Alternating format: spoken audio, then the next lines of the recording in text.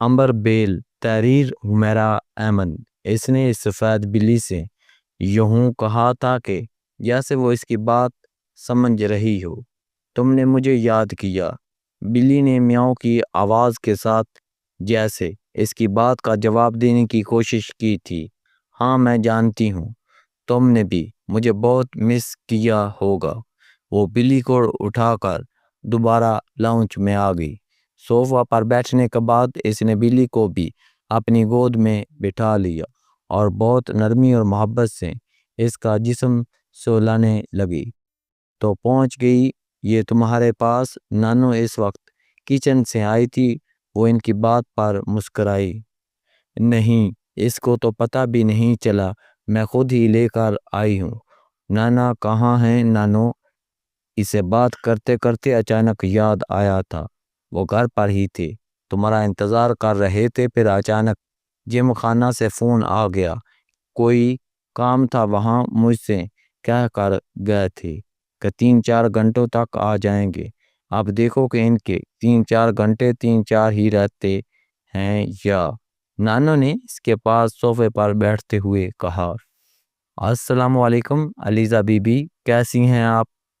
اسی وقت خان سامہ چائے کی ٹرے لے کر آیا اور اس نے آتے ہی علیزہ کو مخاطب کیا تھا۔ میں بالکل ٹھیک ہوں مرید بابا، آپ کیسے ہیں؟ اس نے جواباً ان کا حال پوچھا تھا۔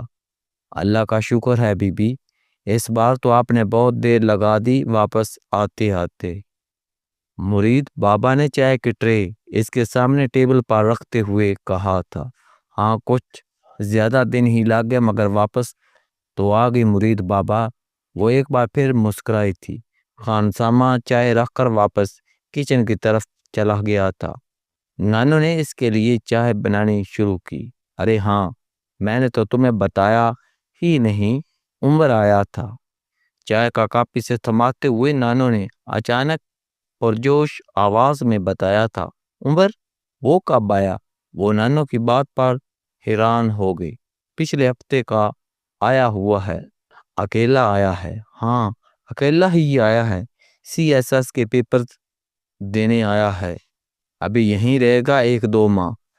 CSS؟ مگر وہ تو جاب کر رہا تھا، میں لندن میں۔ بولج کر رہ گئی، جاب چھوڑ دیا اس نے؟ کہہ رہا تھا وہ اپنے آپ کو سیٹ نہیں کر پا رہا تھا، وہاں بہت تکلیف دہ روٹین ہو گئی تھی۔ میرا خیال ہے جہانگیر نے اس طرف آنے پر مجبور کیا ہے۔ تمہیں پتہ ہے وہ شروع سے ہی دباؤ ڈال رہا ہے۔ پچھلی دفعہ وہ جب یہاں آیا تو عمر کے بارے میں کافی فکر مند تھا۔ وہ کسی بھی کام میں مستقل مزاج نہیں ہے، ہر سال 6 ماہ بعد اس کی دلچسپیاں بدل جاتی ہیں اور ظاہر ہے آگے نکلنے کے لیے ٹیک کر کام کرنا بہت ضروری ہے۔ تب بھی وہ عمر کو مجبور کر رہا تھا کہ وہ فوراً سروس میں آ جائے۔ ابھی اچھی پوسٹ پر ہے جہانگیر، وہ چاہتا ہے کہ بیٹا بھی فوراً سروس میں آ جائے تو اسے بھی اسٹیبلش کر دے گا۔ نانو نے چائے پیتے ہوئے اسے تفصیل سے بتایا تھا۔ وہ چائے پیتے ہوئے ایک آنکھ سے کرسٹی کے سر کو سہلاتے ہوئے ان کی بات سنتی رہی۔ اس وقت کہاں ہیں؟ ان کے بات ختم کرنے پر اس نے پوچھا تھا۔ سو رہا ہے، ابھی سونے کی روٹین تبدیل کرنے کی کوشش کر رہا ہے۔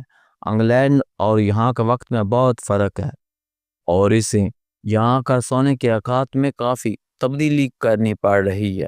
اوپر سے آج کل گرمی بھی بہت ہے۔ کل باہر گیا تھا مارکیٹ کچھ چیزیں لانے کے لیے اور واپس آیا تو حالات خراب ہو رہے تھے۔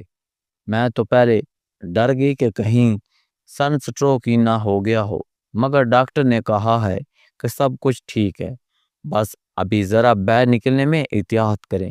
شام کو کہیں جا کر اسے کچھ ہوش آیا، لیکن بہت زندہ دل ہے، مجھ سے کہہ رہا تھا میں پورا انگریز ہوتا تو یقیناً فوت ہو جاتا، تھوڑا بچ گیا ہوں تو یہاں کا ہونے کی وجہ سے لگتا ہے گرمی نے بچا لیا ہے۔ مجھے لگتا ہے کہ دوبارہ کوئی گڑبڑ نہیں ہوگی۔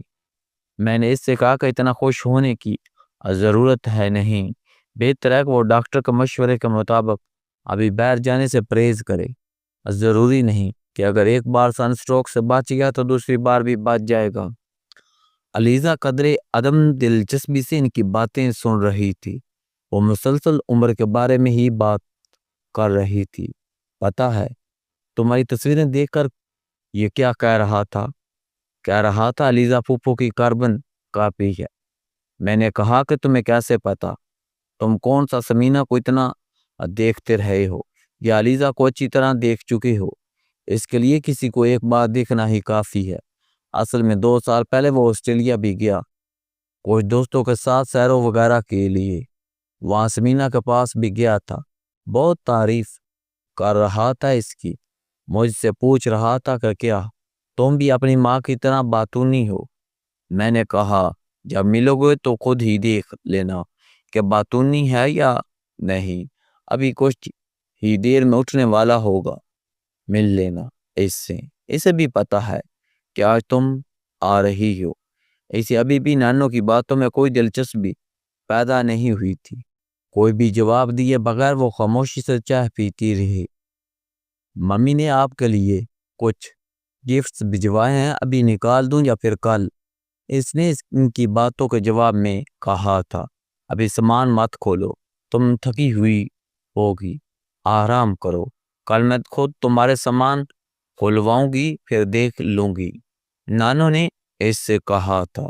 چائے پینے کے بعد نانو نے آرام کرنے کے لیے کہہ دیا اور وہ اٹھ کر اپنے کمرے میں آ گئی اور کپڑے تبدیل کیے بغیر ہی بستر پر لیٹ کر سو گئی۔ عمر جہانگیر اس کے لیے کوئی نیا نام نہیں تھا۔ وہ 2-3 سال کے بعد اکثر چھٹیوں میں اپنے باپ اور فیملی کے ساتھ پاکستان آیا کرتا تھا اور وہ وہیں ٹھہر کر جاتا، اور ایسا پچھلے بہت سے سالوں سے ہو رہا تھا، مگر اس بار وہ تقریباً 6 سال کے بعد آیا تھا اور پہلی بار اس طرح اکیلا آیا تھا۔ علیزہ اور اس کے درمیان رسمی سے ہی ہیلو ہائے تھی۔ اسے ہمیشہ ہی وہ بہت ریزرو لگتا تھا۔ بچپن میں بھی وہ اس طرح کا بچہ نہیں تھا جو آسانی سے دوسرے بچوں سے گل مل جائے۔ خود علیزہ بھی اس طرح تھی، اس نے دونوں کے درمیان کبھی بے تکلفی نہیں ہونے تھی۔ پھر کئی بار ایسا بھی ہوتا کہ وہ اپنے والد کے ساتھ چھٹیاں گزارنے پاکستان آتا اور خود علیزہ اپنی ممی کے پاس آسٹریلیا چھٹیاں گزارنے چلی جاتی۔ اس لیے انہیں کبھی بھی ایک دوسرے کے ساتھ زیادہ وقت گزارنے کا موقع نہ ملا تھا، اور اب بھی عمر جہانگیر کی آمد اس کے لیے کسی خاص خوشی کا باعث نہیں بنی تھی۔ اسے اندازہ نہیں ہوا وہ کتنی دیر سوئی رہی تھی۔ جب دوبارہ بیدار ہوئی تو کمرے میں اندھیرا پھیلا ہوا تھا۔ اس نے سائیڈ ٹیبل پر رکھی ہوئی واچ ہاتھ میں لے کر ٹائم دیکھنے کی کوشش کی۔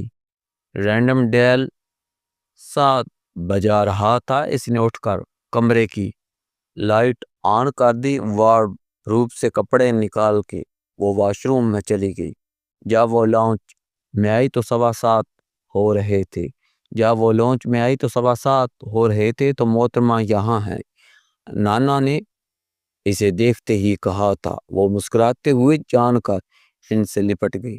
میں نے 2-3 بار تمہارے کمرے میں جانے کی کوشش کی، لیکن تمہاری نانو نے منع کر دیا کہ تم ڈسٹرب ہوگی، نانا نے اس سے کہا تھا۔ وہ مسکراتے ہوئے ان کے پاس صوفے پر بیٹھ گئی اور اسی وقت اس کی نظر دور کونے میں رکھے ہوئے صوفے پر بیٹھے شخص پر پڑی تھی، جو مسکراتے ہوئے بڑی دلچسپی سے اسے دیکھ رہا تھا۔